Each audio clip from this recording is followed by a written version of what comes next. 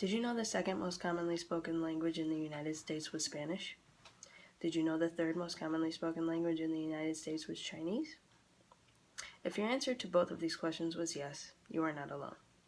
If your answer to either of these questions was no, you are also not alone.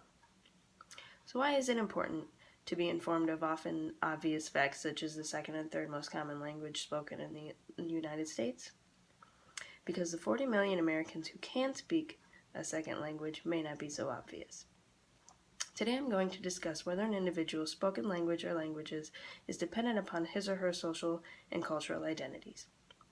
Over the course of this presentation, I will cover the importance of our social and cultural identities that cause us to identify with certain languages, not necessarily based on our race or ethnicities, and how we can improve our communication styles through understanding and accepting these circumstances.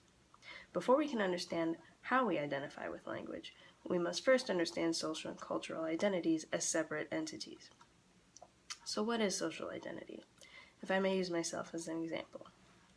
I was born into a middle-class family in the Midwestern United States. I was provided a proper education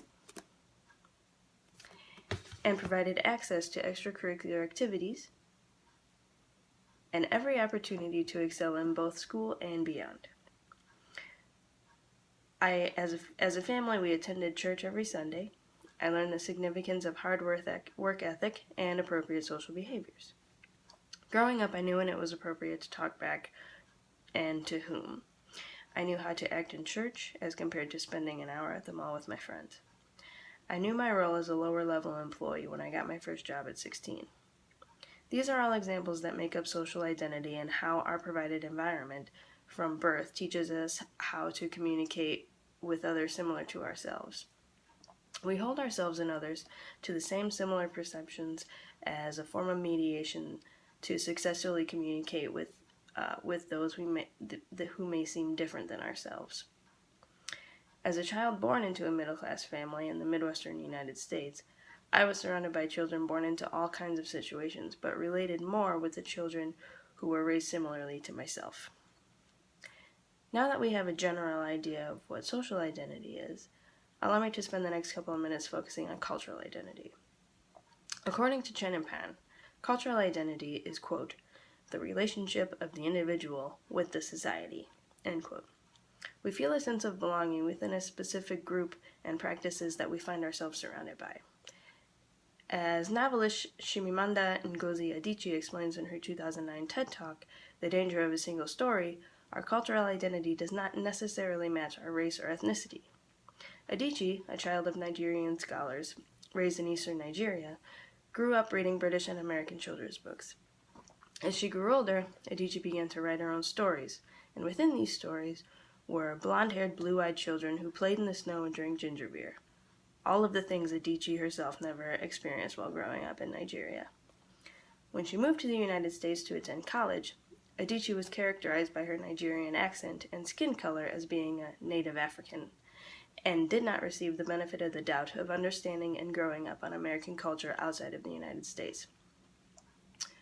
So how are these social and cultural identities dependent on which language becomes our spoken identity?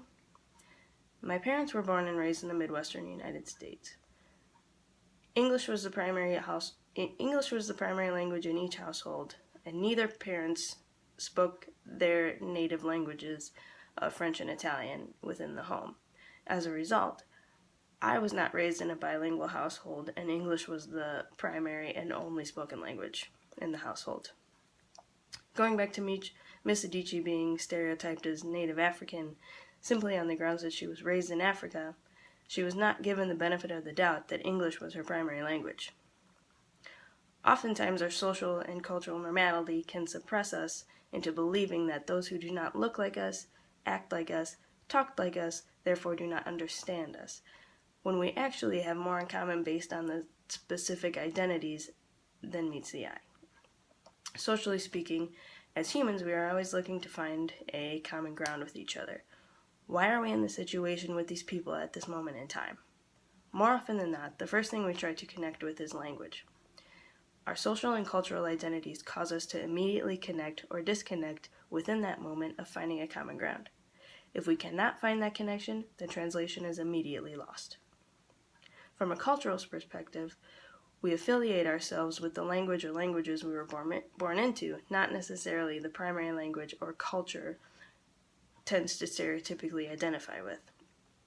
Like with the Adichie situation, if we are not familiar with cultures outside of our own, we tend to make the mistake of assuming someone is different based on physical attributes or linguistic styles.